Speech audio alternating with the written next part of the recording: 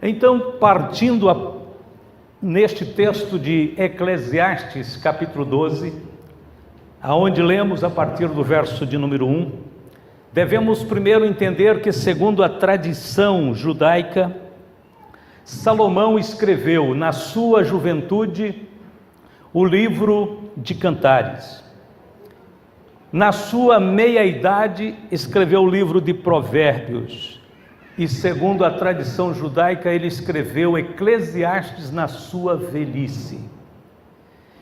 Em Eclesiastes, nós temos a narrativa de um homem que teve riquezas, teve poder, teve honrarias, fama, prazeres. E tudo que ele teve foi em grande abundância, mas que, num dado momento da sua vida, ele se afastou de Deus. E o resultado de tudo, a partir daquele momento, foi o vazio e a desilusão. Por isso ele diz, vaidade de vaidades. Eclesiastes, então, registra as reflexões de Salomão a respeito da futilidade de buscar a felicidade à parte de Deus, à parte da vontade de Deus. O propósito principal de Salomão ao escrever Eclesiastes foi para alertar os jovens sobre a importância de não cometer os mesmos erros que ele cometera. Embora os jovens possam desfrutar da sua juventude, temer a Deus e guardar os mandamentos é o maior objetivo da vida. Na realidade, esse é o único caminho que dá sentido à vida. A palavra, então, vaidade, nesse livro de Eclesiastes, tem um sentido de vazio, fútil, sem sentido. No capítulo 12, onde lemos, é de fato um sermão. Desde o início, Salomão diz que esse é o livro do pregador. Ele é o pregador. E no capítulo 12 é uma grande mensagem. E eu gostaria de tentar imaginar o que Salomão diria, né? Se ele estivesse aqui hoje, pregando no meu lugar, e o que ele falaria, o que ele tentaria passar para os irmãos. Eu vou tentar imaginar o que ele falaria e vou tentar reproduzir para vocês. Neste caso aqui, eu vi no capítulo 12 uma mensagem de 5 pontos, que Salomão certamente poderia apresentar aqui nesta noite.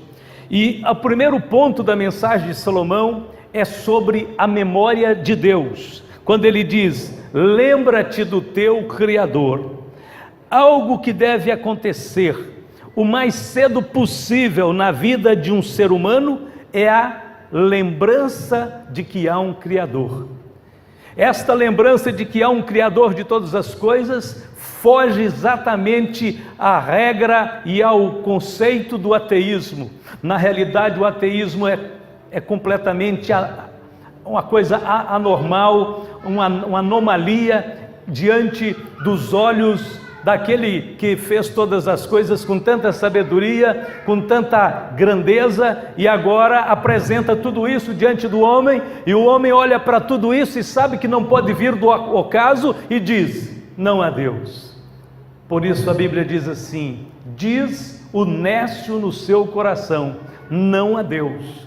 Quando a Bíblia diz, lembra-te do teu Criador, é porque existe um Deus. Nós não lembramos do inexistente, nós não lembramos do nada, nós lembramos de um ser glorioso, que era e que sempre será, e que é a razão de toda a criação, de todos os desígnios, de toda a beleza, de toda a música bonita, de toda a poesia, de toda a cor, de todo o cheiro, de toda a diversidade. Esse Deus que cria com sabedoria todo o universo.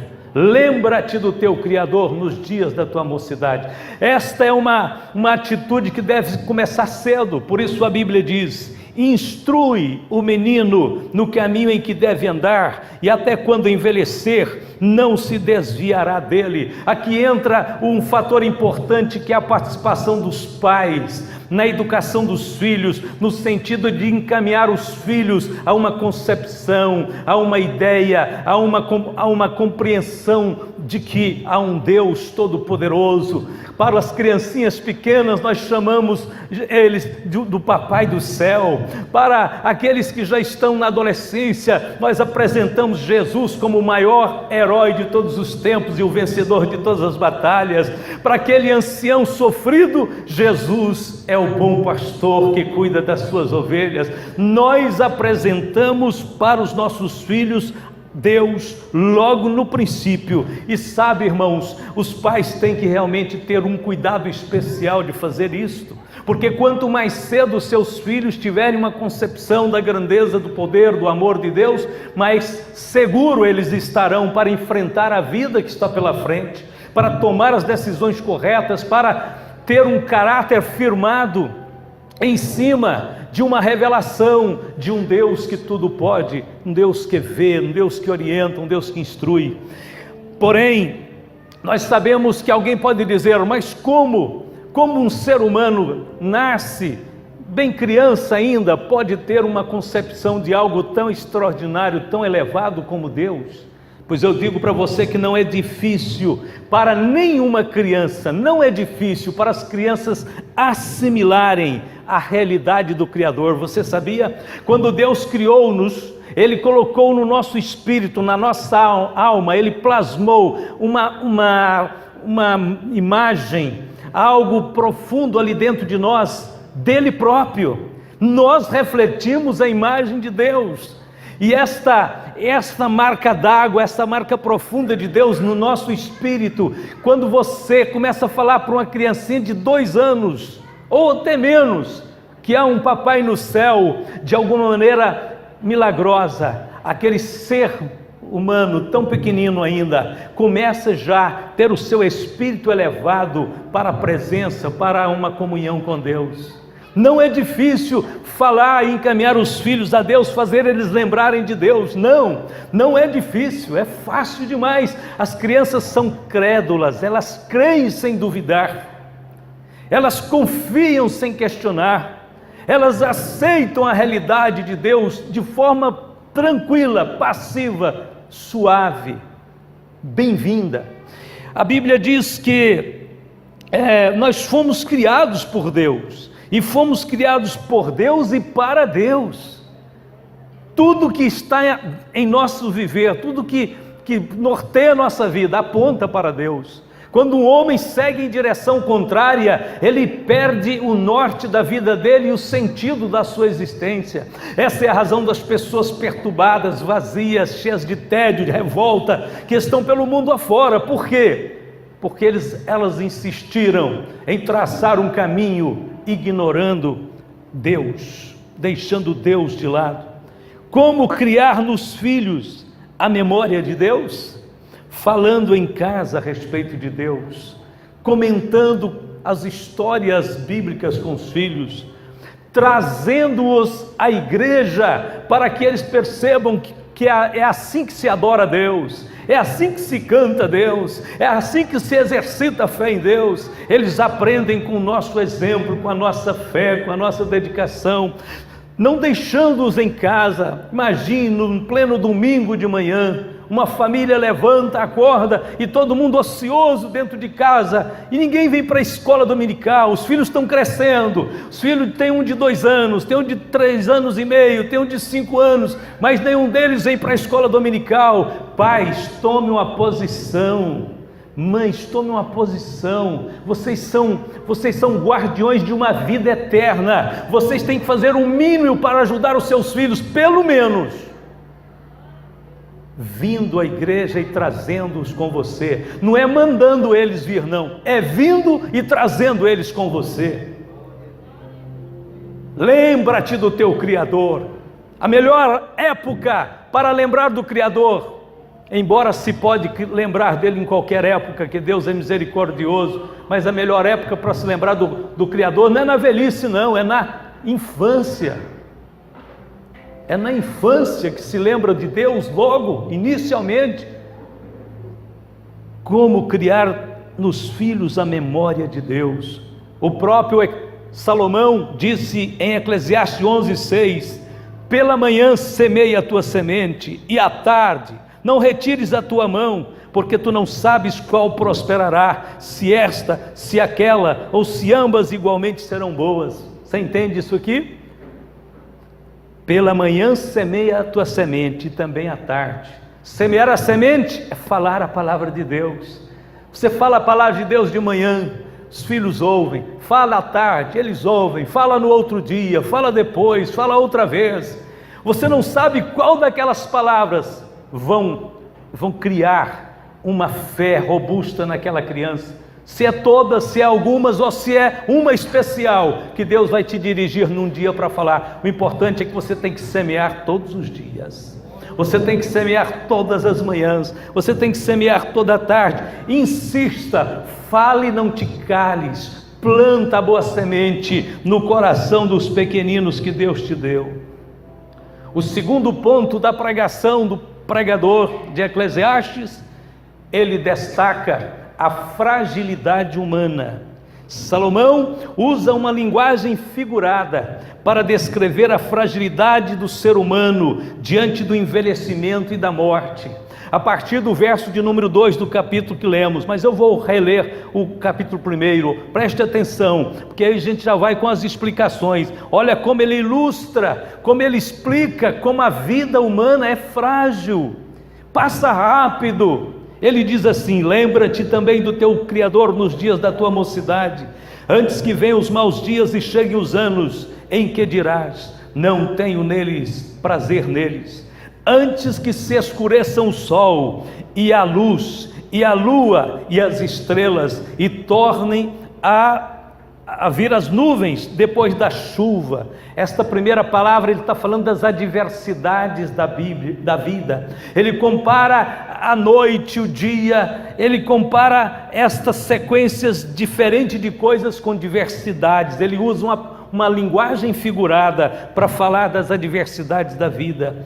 No dia em que tremerem os guardas da casa. Quem são os guardas da casa? Os braços. As pessoas envelhecem e eles começam a ficar trêmulas, e se curvarem os homens fortes. Quem são os homens fortes que sustentam a nossa vida, nosso corpo? As pernas, os homens fortes. E cessarem os moedores. Moedores são os nossos dentes, por já serem poucos.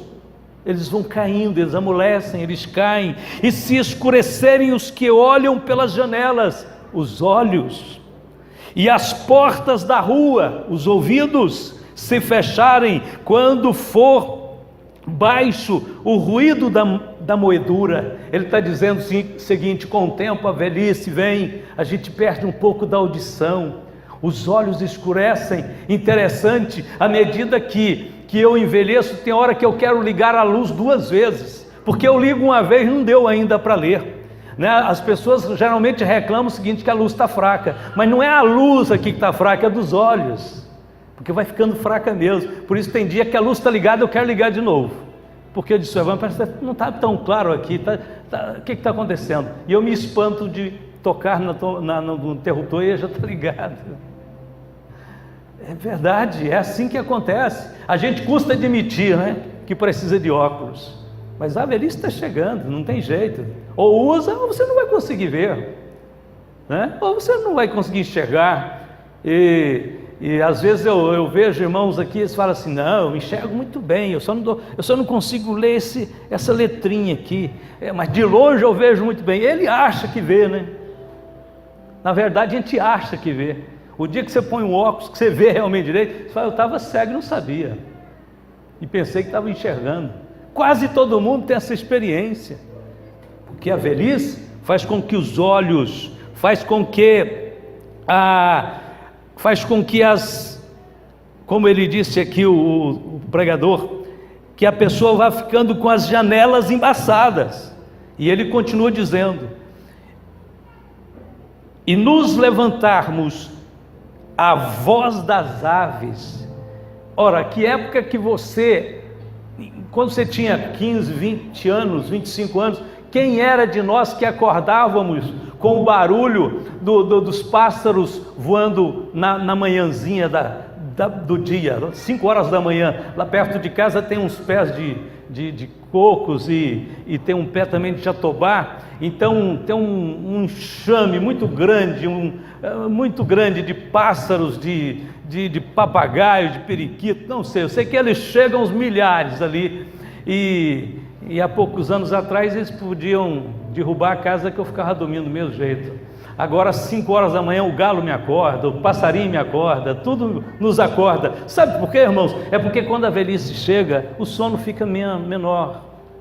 Fica menor. Ele diz assim: e levantarmos a voz das aves, perda do sono, acordar muito cedo, e todas as filhas da música ficarem abatidas. Que é isto, filhas da música? As cordas vocais, as nossas vozes vão ficando mais fracas. A gente já não tem aquele rompante que tinha antes. Você fala muito forte, vem a tosse, você dispara a tossir, não adianta forçar. O negócio é ir devagar agora. Salomão está dizendo ainda: como também quando temerem o que é alto, medo de cair. Uma pessoa jovem sobe numa escada, uma escada com os degraus tudo desarrumados, não dá para subir, sobe e desce. Hoje você pode trazer uma escada mais reforçada possível, que eu vou pensar 10 vezes para subir nela. Já subi de qualquer forma, em qualquer lugar. Agora nem com as melhores escadas eu não vou fazer isso. Medo de cair, e houver espantos no caminho, é o andar lento, desajeitado muitas vezes, e florescer a amendoeira. Como é que está o cabelinho ficando branco aí? Floresceu a amendoeira, hein? Chegou o tempo da amendoeira florescer. E os gafanhotos foram um peso. Gafanhoto é um dos insetos mais leves que tem. Era leve, né? Era leve, era muito fácil, né, irmão Reinaldo? Nós jogar 2 sacos de cimento nas costas. Cadê um Reinaldo aqui hoje? Não. Jogar 2 sacos de cimento nas costas, agora nenhum, nem meio. Para quê? Para a coluna travar? E no outro dia você não conseguir nem levantar da cadeira? Então aqui diz que os gafanhotos ficam pesados nessa fase da vida. E falhar o desejo, falta de apetite, porque o homem se vai à sua casa eterna. Aí ele está falando da viagem final. E os pranteadores andarão rodeando pela praça. É aqueles que vão chorar no dia do nosso velório. Antes que se rompa a cadeia de prata, ou fio de prata na outra tradução. Aqui fala do rompimento. Fio de prata aqui é uma figura de linguagem. Assim como nós, quando viemos ao mundo, viemos ligado por um fio. A nossa mãe, o cordão umbilical. Havia uma ideia, havia um certo pensamento de que assim como a vida vem, a gente vem ligado por um fio, e é claro, quando a gente cria a própria autonomia da vida, aí ele é cortado, porque você nasce, né? Você nasce e é cortado. Quando nós formos deixar essa vida, um outro fio será rompido, o fio de prata. Não é uma coisa excepcional, é apenas uma figura de linguagem, mostrando que haverá um dia que o fio da nossa existência será cortado, e nós deixaremos essa presente era, esse presente século, esse presente mundo material, e voltaremos para Deus, iremos para Deus. Quando, então, a palavra aqui, rompendo o fio de prata, tem o sentido do rompimento em que a alma e o corpo se desligarão um dia. O corpo vai ficar aqui, a alma subirá. Ou se quebre o copo de ouro. Alguns fazem a distinção entre o fio de prata sendo a alma e o copo de ouro sendo o espírito. Quando o espírito se romperá, deixando as limitações deste corpo, porque alma e espírito estão habitando aqui dentro, e ambos deixarão este corpo por ocasião da nossa morte. Ou se despedace o cântaro junto à fonte. Despedaçar o cântaro junto à fonte, a água representa a vida, e a água que se quebra ali ao lado da fonte, ela entorna e volta para a fonte. Nós viemos de Deus e para Deus teremos que nos tornar. Assim como a água saiu de dentro do poço, ela vai retornar para dentro do poço, da mesma forma que ela veio à existência. E a vida retorne a Deus, que é a fonte, a vida eterna, ou se desfaça a roda junto à cisterna ou ao poço. Novamente, essas figuras de linguagem aqui diz respeito à paralisação, a roda que quebra e junto ao poço. Alguns dizem o seguinte: pode ter um significado da paralisação dos nossos órgãos vitais, paralisação do coração, do pulmão, dos rins. Já viu quando as pessoas estão internadas, os médicos labutando, a família naquela agonia, esperando, e de repente uma notícia que ninguém queria ouvir, mas alguém diz assim: olha, os órgãos vitais já não respondem, pararam. E aí vem a notícia que ninguém quer ouvir, mas o hospital manda dizer para a família: mande alguém que é responsável, para que nós possamos ver se eles autorizam, se é autorizado o desligamento dos aparelhos. Mas a roda já se foi. Nesta descrição de Salomão aqui, ele está dizendo para nós: olha, a vida vai passar, a vida tem seus dias, seu tempo, a vida tem seus limites. Viva a vida, procure ser feliz, mas não esqueça de Deus, não deixe de servir e honrar a Deus, porque você precisa estar pronto para voltar para Ele. Você não pode estar alheio ao que é mais importante, que é aquele que te criou. E o terceiro ponto da mensagem de Salomão, ele traça o destino eterno, que é exatamente a sequência do que eu agora vou mencionar. A maioria dos seres humanos passam a vida inteira tentando ignorar Deus. Já prestou atenção? Muita gente não quer pensar em Deus, muita gente não quer encarar a realidade de que há um Deus que é Senhor de todas as coisas. Há muita gente tentando evitar Deus, como se Deus fosse um estraga-prazeres, mas Deus não é um estraga-prazeres. Deus é a razão e a fonte principal de prazer para as suas criaturas.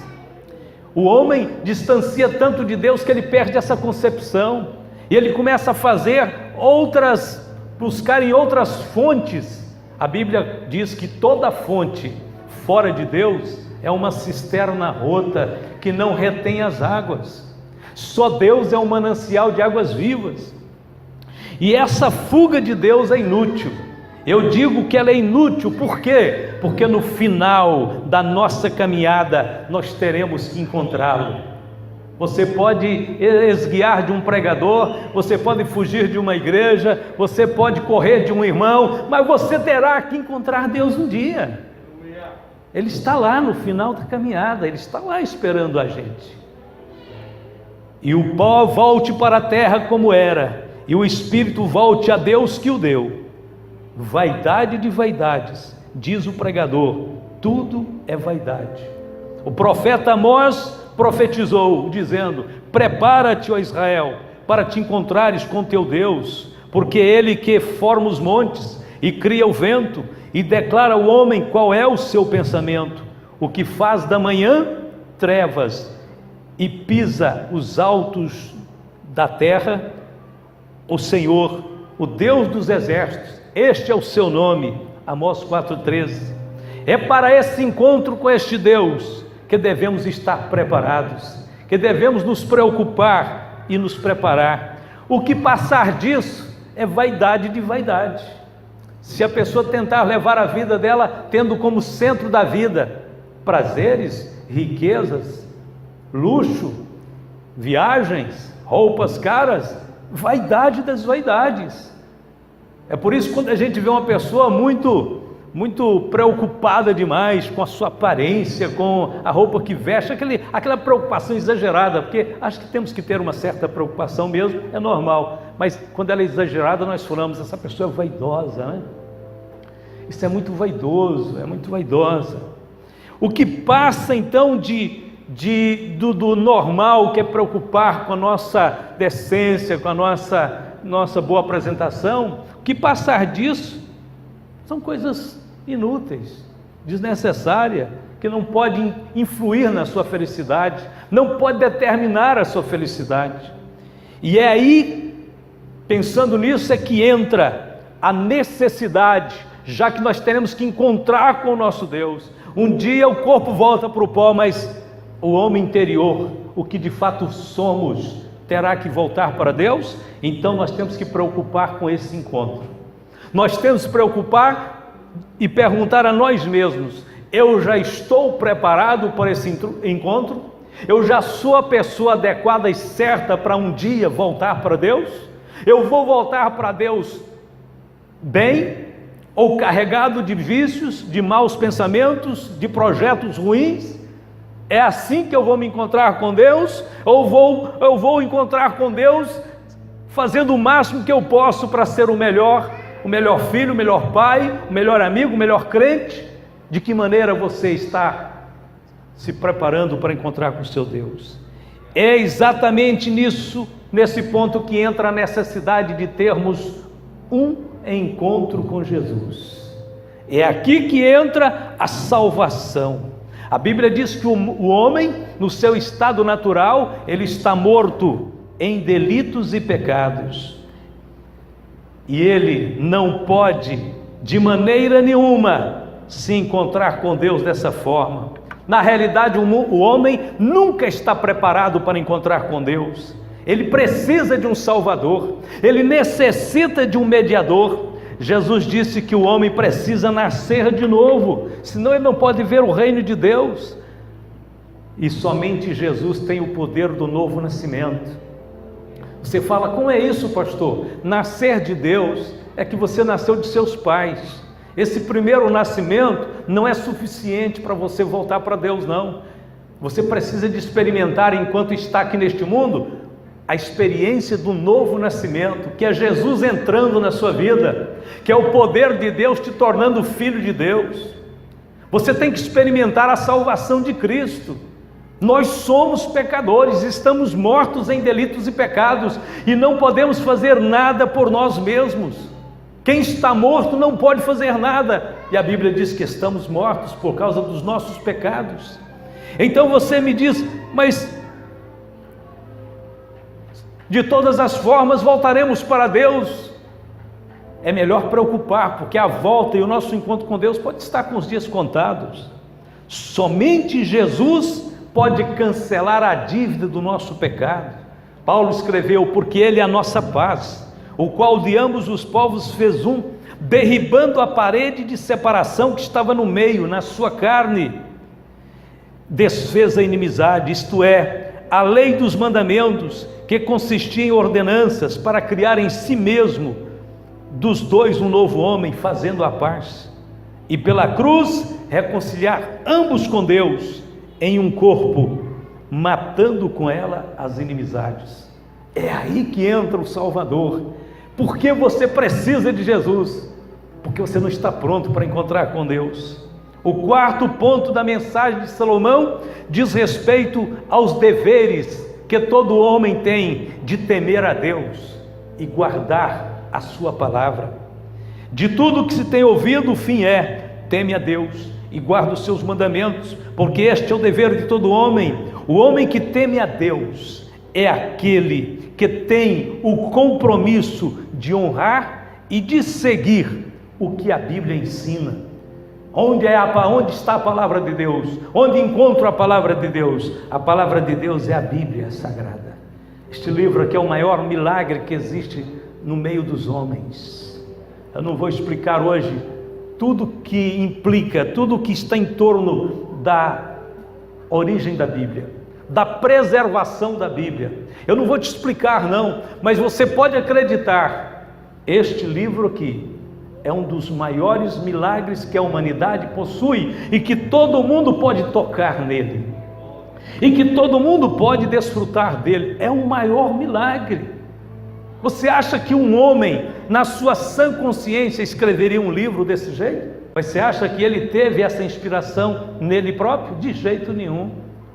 Pega 40 escritores hoje, vários países, vários lugares, 40 escritores, e diz: olha, cada um vai para um lugar deserto e escreva o que pensar, o que sentir, o que quiser. Daqui 1 ano, 2 anos, ajunte esses 40 escritores e pega o que eles escreveram. Vai ser uma Babel indecifrável. Cada um deles vai escrever uma coisa, um vai escrever exatamente o contrário do outro, vai ser uma contradição tremenda, vai ser um absurdo. Pois aqui temos pelo menos 40 escritores de diversas culturas, de diversos níveis intelectuais, vivendo em épocas diferentes, em lugares diferentes, pessoas que não se conheciam e que estavam distantes uma das outras, às vezes 300 anos, 500 anos. A Bíblia inteira, os 66 livros da Bíblia, foram escritos num período de 1.600 anos, por cerca de 40 escritores. Tudo que a Bíblia diz é coerente, há uma unidade perfeita. A revelação que ela traz de Deus é única para toda a humanidade. Não existe nenhum outro livro, em nenhuma cultura, em nenhuma época, existiu um livro como esse. Este é o único livro que aparece em suas páginas um carimbo divino.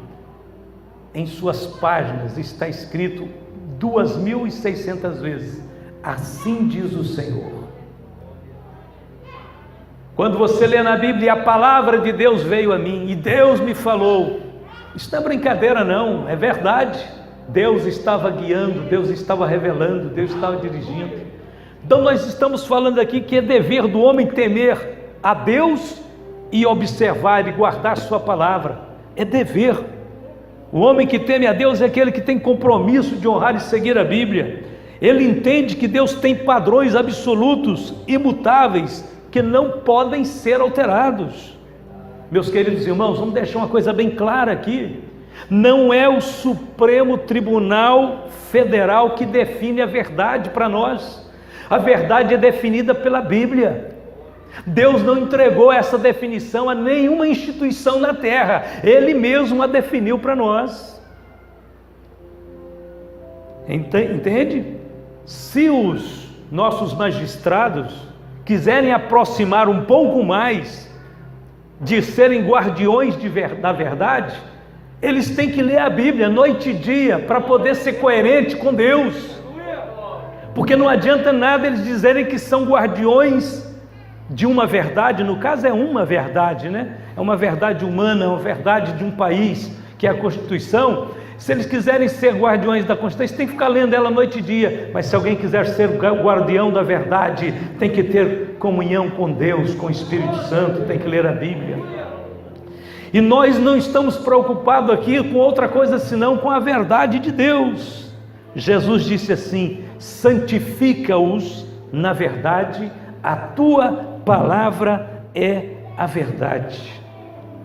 Olha, vou dizer claramente para vocês: a maior parte dessas instituições que o nosso país e outros países têm, não estão preocupados com a verdade, em absoluto. Eles não têm qualquer afinidade com a verdade. Por quê? Porque eles não se importam com o que Deus pensa, com o que Deus diz. Eles vivem tropeçando na verdade. Quer um exemplo? Faz já mais 6 anos, já uns 5 anos, né? Nosso Supremo Tribunal aprovou a união homossexual. Isso prova que eles são leigos, analfabetos de Bíblia e da verdade. Está tudo bem, a sociedade quer aceitar isso. O Supremo diz que é lei agora isso, que tem que ser aceito.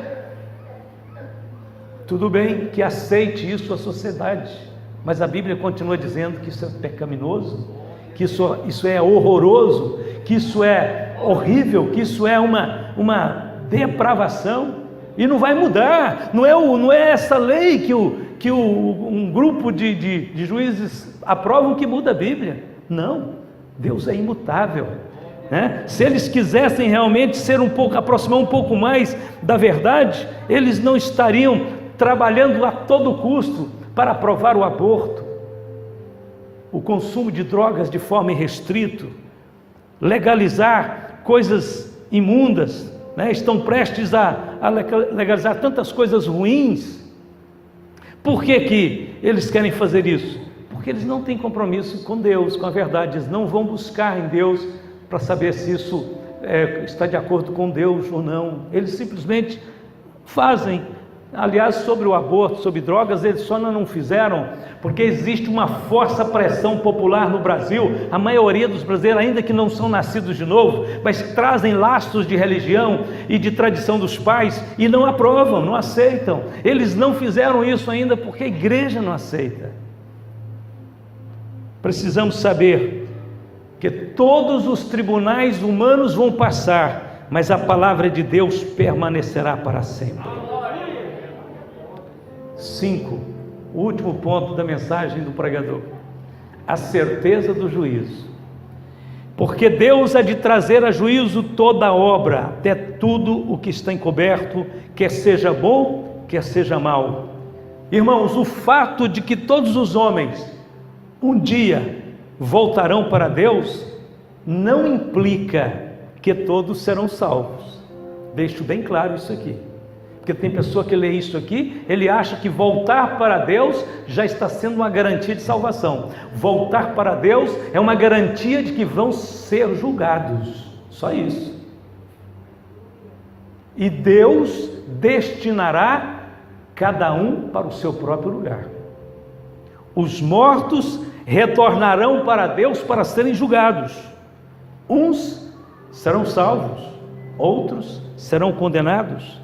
A doutrina dos juízos é muito clara nas Escrituras, e como aos homens está ordenado morrerem uma vez, vindo depois disso o juízo. Então dirá, e porá as ovelhas à sua direita, mas os bodes à esquerda. Então dirá o rei aos que estiverem à sua direita: vinde benditos de meu Pai, possuí por herança o reino que vos está preparado desde a fundação do mundo.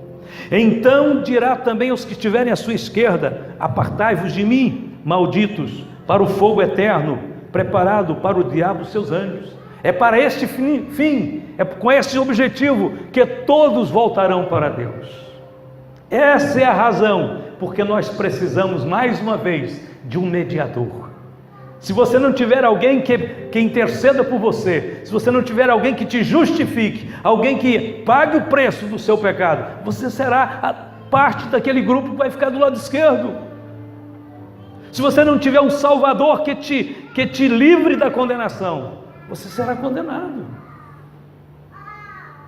A Bíblia diz: ora, a suma do que temos dito é que temos um sumo sacerdote tal, que está sentado nos céus, à destra do trono da majestade. Portanto, pode também salvar perfeitamente os que por ele se chegam a Deus, vivendo sempre para interceder por eles. Quantos podem dizer glória a Jesus? Jesus está vivendo para interceder por nós. Ele já é o seu Salvador. Você já abriu a porta do seu coração, da sua vida, para ele entrar. Você já confiou a sua vida a ele. Você já pediu a ele para pagar as suas transgressões. Você já é discípulo de Jesus. Se você não é, você está correndo perigo, porque a sua viagem de volta pode estar marcada. Sua viagem de retorno pode já estar programada, agendada já. Deus sabe, mas ele nos comunica, ele nos avisa. Como Deus nos fala? Ele fala através de uma enfermidade que às vezes a pessoa começa a sentir, e ali a sua vai enfraquecendo. Ele fala através de uma pregação. Ele fala através de um sentimento, de um vazio que a pessoa começa a sentir, e ele começa a analisar a sua vida e pensar: diz, eu preciso de Deus, eu preciso de Deus. O Senhor está falando. Então convide rapidamente o Salvador para cuidar da sua vida, porque a Bíblia diz que a vida só tem sentido quando Jesus está dentro dela. Sem Ele, tudo não passa de algo apático, insignificante, momentâneo, vazio. As descrições de Salomão são contundentes e pertinentes. Elas deixam bem claro que a nossa vida é seguida por um ciclo natural, aonde nascemos, crescemos, reproduzimos, envelhecemos e morremos. O que faz toda a diferença é a salvação do Senhor para nós. E sabemos que já o Filho de Deus é vindo e nos deu entendimento para conhecermos o que é verdadeiro, e no que é verdadeiro estamos, isto é, em seu Filho Jesus Cristo. Este é o verdadeiro Deus e a vida eterna. Te convido para ficar de pé. Você já está em Jesus Cristo? Você já está no verdadeiro Deus e na vida eterna? Jesus disse: vinde a mim, todos cansados, oprimidos, eu vos aliviarei. Deus te trouxe num lugar certo hoje. Deus conhece a sua vida, conhece suas lutas, suas frustrações, sua revolta, seu desespero. Deus conhece a sua limitação e Deus te ama. Posso dizer para você com certeza, acima de tudo, Deus te ama. Deus tem te preservado. Talvez você já foi poupado da morte muitas vezes, porque não estava pronto para ela, e Deus não queria que você partisse para a eternidade despreparado. Deus alongou seus dias, Deus multiplicou seus dias sobre a terra. Não é à toa que nós nos deparamos com o Evangelho. Esse encontro nosso com o Evangelho é uma provisão de Deus. Graças a Deus que eu encontrei com o Evangelho. O Senhor abriu minha mente através do Evangelho, e eu pude entender que Jesus é tudo, e sem Ele eu nada podia fazer mesmo, e não posso até hoje. E eu quero perguntar, embora eu saiba que a maioria aqui são cristãos, mas eu quero perguntar a alguém aqui nesta noite, alguém que hoje quer decidir e aceitar Jesus Cristo na sua vida, quer entregar o seu caminho, sua vida, seu presente, seu passado e seu futuro para Deus. Lembra-te do teu Criador. Muitos recebem Jesus na sua juventude, que bênção, que maravilha. Outros recebem Jesus na sua metade da vida, meia idade. Outros às vezes na velhice, graças a Deus, mesmo que sejam na velhice. Conta-se uma história que num culto como este aqui, na hora que fez o apelo, vieram para frente 3 adultos e uma criança. 3 adultos e uma criança. E um irmão que não tinha ido na igreja à noite, no outro dia perguntou para o outro: como é que foi o culto? Ele disse: foi uma bênção. Nós tivemos salvação de 3 vidas e meia. Ele disse: mas que história é essa? 3 vidas e meia? Não, porque converteu 3 pessoas adultas e uma criança. Ele disse: peraí, então é o contrário. Foi uma vida e 3 metade. Porque a da criança a vida estava inteira ainda pela frente. E dos adultos já foi só a metade. Eu não sei quanto você tem da sua vida para entregar para Deus. Se você tiver só a metade, entrega rápido, porque essa metade pode se tornar herdeira da vida eterna, viu? Se for bem no começo, às vezes é uma criança que está aqui, entrega a vida inteira, toda a vida para Ele. Lembra-te do teu Criador, lembra-te do teu Criador. Curve a sua cabeça, feche os seus olhos, aonde você estiver, fale com Deus sobre o que você ouviu, você aprendeu, que Deus falou com você nessa noite, que Deus ensinou, que Deus te orientou. Essas instruções são para a vida. Então agradeça a Deus recebendo-as, querido Pai Celestial. Em nome do Senhor Jesus nós oramos, rendendo graças a Ti, entregando o nosso viver diante do Senhor. Nossa vida, Pai, te pertence. Nós não somos nada sem a Sua bênção, proteção e misericórdia. Abençoe todos que vieram nessa noite, os que já confirmaram a sua decisão, aqueles que agora de alguma maneira estão pensando de uma forma mais profunda neste fato, que o Senhor possa continuar fazendo o Senhor cada vez mais firme o dom da graça na vida dos necessitados, dos que buscam, dos que abrem a porta para o Senhor. Abençoe em nome de Jesus. Nós te pedimos, Pai, e te agradecemos.